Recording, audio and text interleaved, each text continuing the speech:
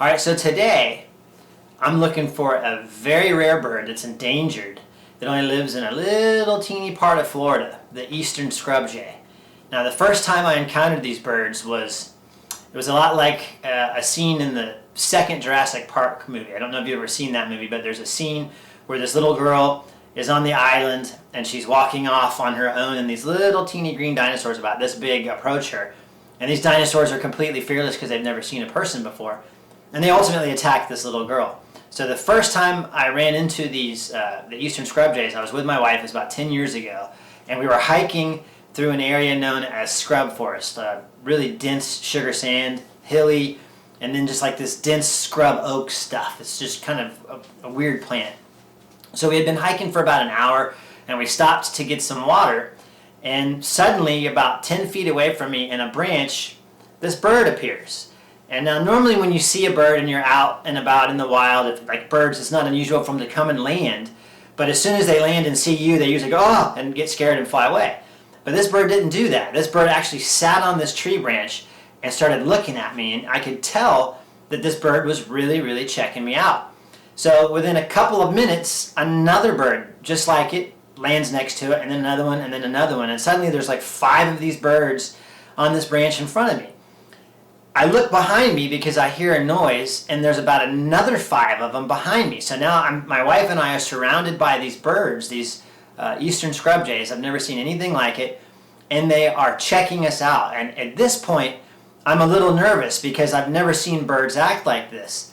And this is when things got really weird. One of them flew out from the underbrush and landed on top of my head and started pecking on top of my head. Now, I've been back to this location several times, and that hasn't happened every single time, but they're still a really, really cool bird to see, and they're very, very curious, and that's what this video is. We're going to go see if we can find some of those guys. The moment we arrive, this very curious female cardinal decides to fly over to my truck, land on the hood, and start attacking the windshield and the side view mirror. Now, I believe she's attacking her reflection as a territorial thing, or perhaps she has a nest. But anyways, kind of an interesting way to start our adventure.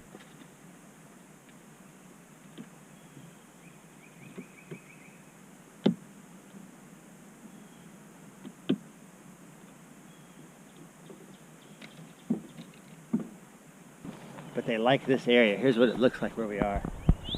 And I just heard something next to me in the bushes. Scrub. Yeah, I know, it's this pine scrub forest. I don't know if you can hear, but all the birds, you can hear them all around us. But I've yet to see them. This is pretty cool. The sand here is called sugar sand because it looks, well, like sugar. But look at this bird trail. Tracks. So we've spotted our first bird. It's a scrub jay, but the way he's positioned, the sun is going to light up behind him, so he'll just be a silhouette. But I'm going to try to get some pictures anyways. He's looking at me now. I was able to reposition myself and get the sun directly behind me so that it really illuminated this scrub jay. The early morning light was perfect because it was coming in straight from the side and really lighting up this bird. You can tell with all the feather detail. And this series of shots was taken in about maybe 5 seconds, and the wind was blowing, so I got lots of different feather positions and stuff. It was really cool. And I really like how he's perched on the stick. You can see his feet really holding on. It's just such a really cool looking bird. I tend to really like the color blue, so I really like photographing these birds. Something about that color and the color of the birds with the gray mixed is just kind of soft and soothing. I really, really like these birds. Right after the scrub jays, we found a pair of cardinals, and you can hear the male cardinal in this video. I was able to sneak in a few good pictures of the male cardinal. Now, this is the perfect example of how single point autofocus works really well with the D500. Typically, if you're using group autofocus, the camera tries to focus on all the limbs in the foreground, and you can't get the bird that's hiding in the background. But if you can switch really fast to single point autofocus and have that single point on the bird in the background, the camera will then focus on that bird. I'll go ahead and put a link here right now to show you how I set up my D500 to use this single point autofocus in situations like this. The male cardinal was nice enough to fly up out of the bushes and on top of this tree where I could get some really, really good shots of him. You can see his head, the crest all flared up. You'll also notice that I started using a negative 0.03 exposure compensation because the bird was reflecting too much light back. I've also changed the aperture to f6.3 so that I can get more of the bird in focus and in that depth of field.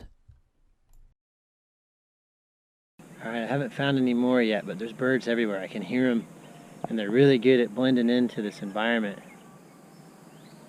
And right in front of me, this used to be a lake, but it's all dried up. Can you imagine, like the rattlesnakes that are probably out there? I'm gonna go out there and see if I can find any. No, I'm not. Hiking through this stuff can be kind of crazy because it's home to a lot of snakes, specifically rattlesnakes. But look at this, there's cactus all over the place in here.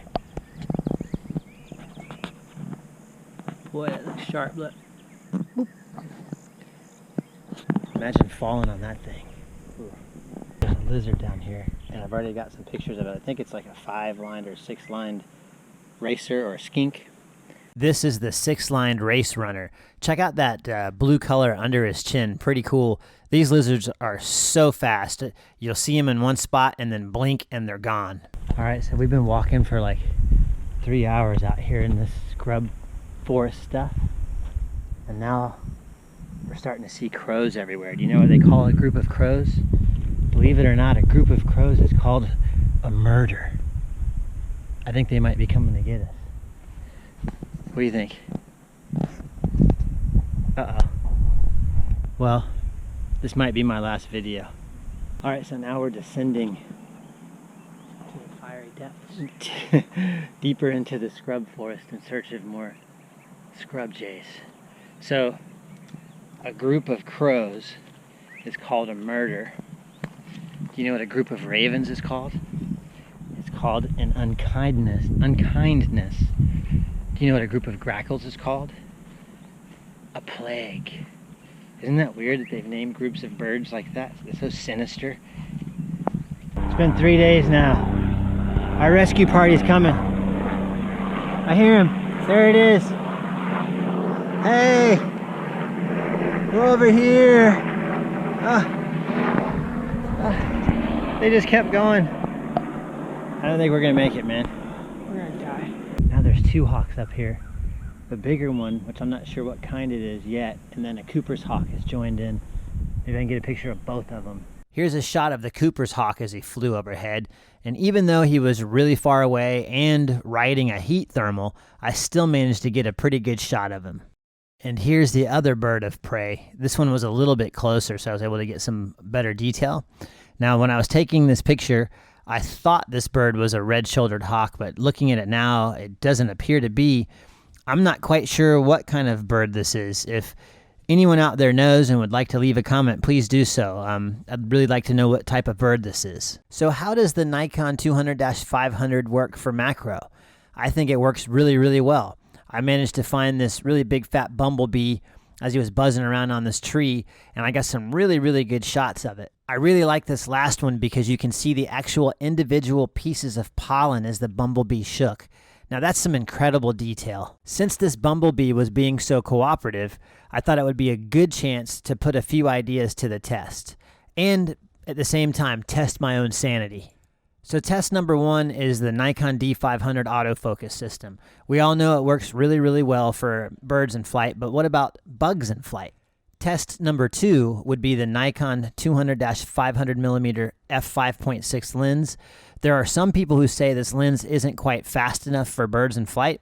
So if I can capture a bumblebee in flight, then I can definitely capture birds in flight, no problem. This bumblebee's wings beat at an insanely fast pace of about 230 beats per second.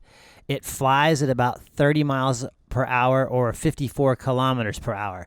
Capturing this thing with the camera is going to be a tough challenge. So how did all these tests turn out? Well, I didn't lose my sanity chasing this bumblebee around. I think I lost that a long time ago. I'll let you be the judge on the pictures. If you ask me, I think the D500 with the 200-500 millimeter lens did an excellent job of catching this bumblebee in flight. The only thing, looking back at these images and looking at the data, I should have probably gone for a faster shutter speed, and I could have gotten the wings stopped a little bit better, and I should have gone for a different aperture, maybe 6.3 or 7.1, and I would have been able to get the entire bee's body in focus. But I'm not going to complain. I really like these images. In this last shot, I did crank the shutter speed up to 1/2500th of a second, and that's why the wing is a little bit more visible. All right, I see another scrub jay here. The path to birding mastery comes with patience. Okay, so I was coming up on this scrub jay over here. I was telling you how there's rattlesnakes everywhere.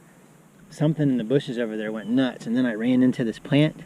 I thought I stepped on a rattlesnake. Listen to this. Ooh. I was able to get a little bit closer to this eastern scrub jay, and as a direct result, I got some much better images. I really like the color on this one. The second image here in this set, man, what a glare. That bird, I think in this image, was looking directly through the lens right into my soul. Wow. I'm going to leave this video with my favorite shot of the day. The scrub jay was nice enough to pose and let me get a really good portrait. There should be a little bumblebee in the upper left-hand corner. Go ahead and click on that and subscribe to my channel. I got a lot of videos planned. If you like the video, click the thumbs up and always leave comments. It doesn't matter if it's good, bad, questions, whatever. I'll do my best to answer any questions, and I love hearing what everybody thinks of the videos.